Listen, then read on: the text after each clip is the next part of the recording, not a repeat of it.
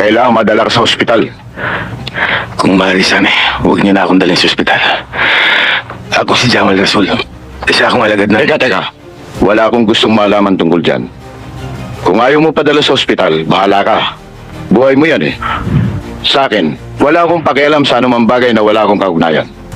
Mas konti na alalaman ko sa isang bagay. Mas konti ang kailangan ipaliwanag ko. Marami ng dugo na wala sa'yo. Baka hindi ka tumagal. Wala naman akong kakilalang doktor.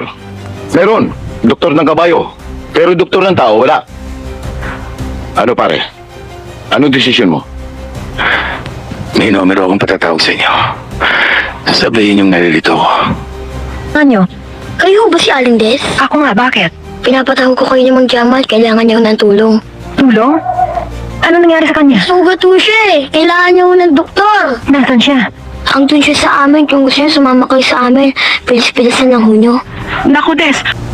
Kundi lang sa'yo, Des, hindi ko gagawin ito eh. Alam mo ba kung gaano katagal na akong nagretiro sa panggagamot? Mahigit ng 15 taon. Alam ko naman, Ninong eh.